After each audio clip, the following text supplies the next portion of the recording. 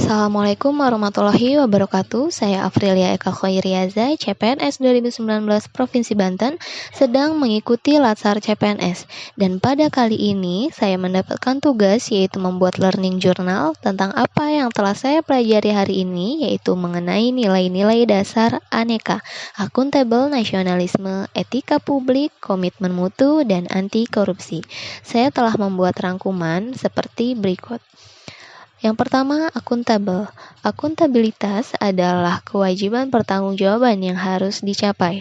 Aspek-aspek akuntabilitas mencakup beberapa hal, yaitu akuntabilitas adalah sebuah hubungan berorientasi pada hasil, membutuhkan adanya laporan, memerlukan konsekuensi, memperbaiki kinerja.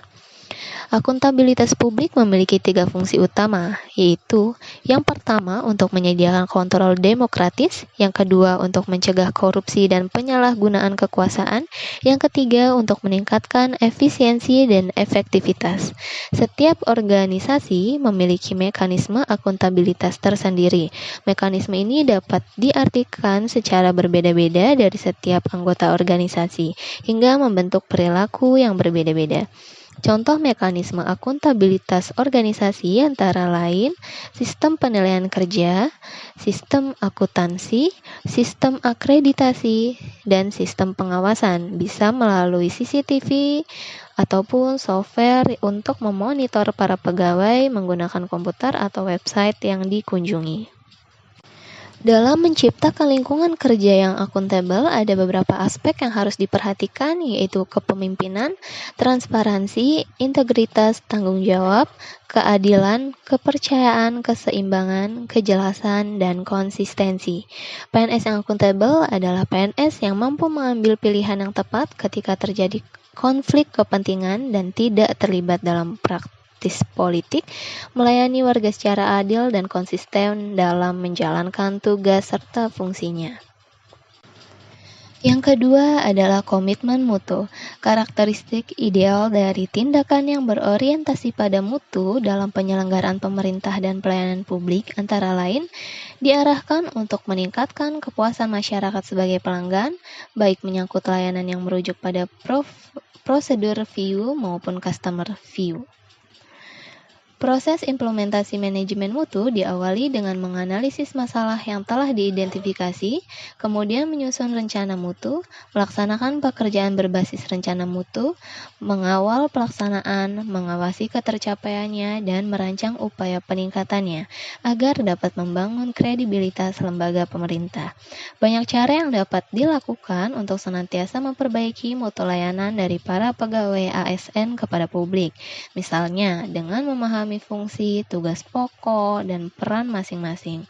Kompeten kepada bidang pekerjaannya, memiliki target mutu layanan, memahami karakter masyarakat yang membutuhkan layanan, menguasai teknik pelayanan prima dengan memberikan layanan prima, dan bersedia menerima kritik untuk perbaikan ke depannya.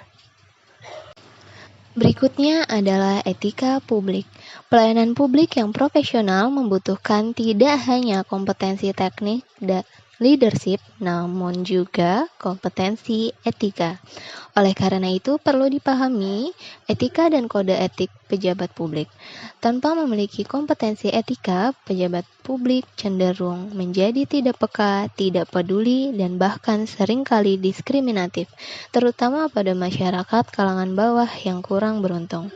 Etika publik merupakan refleksi kritis yang mengarahkan bagaimana nilai-nilai kejujuran, solidaritas, keadilan, kesetaraan, dan lainnya dipraktikkan dalam wujud keprihatinan dan kepedulian terhadap kesejahteraan masyarakat. Yang berikutnya, anti korupsi. Dampak korupsi tidak hanya sekedar menimbulkan kerugian keuangan negara, namun juga dapat menimbulkan kerusakan kehidupan yang tidak hanya bersifat jangka pendek tetapi juga jangka panjang. Fenomena dampak korupsi sebagai kerusakan kehidupan dapat dikaitkan dengan tanggung jawab manusia sebagai yang diberi amanah untuk mengelolanya dan dapat menjadi sarana untuk memicu kesadaran dari para PNS untuk anti korupsi. Kesadaran diri anti korupsi yang dibangun melalui pendekatan spiritual dengan selalu ingat akan tujuan keberadaannya sebagai manusia di muka bumi dan selalu ingat bahwa seluruh ruang dan waktu kehidupannya harus dipertanggungjawabkan dan dapat menjadi benteng yang kuat untuk anti korupsi. Tanggung jawab spiritual yang baik pasti akan menghasilkan niat yang baik dan mendorong untuk memiliki visi dan misi yang baik, sehingga selalu memiliki semangat untuk melakukan proses atau usaha terbaik dan mendapatkan hasil yang terbaik agar dapat dipertanggungjawabkan juga secara publik. Kata kunci untuk menjauhkan diri dari korupsi adalah internalisasi integritas pada diri sendiri dan hidup atau bekerja dalam lingkungan yang menjalankan sistem integritas yang baik. Yang terakhir adalah nasionalisme.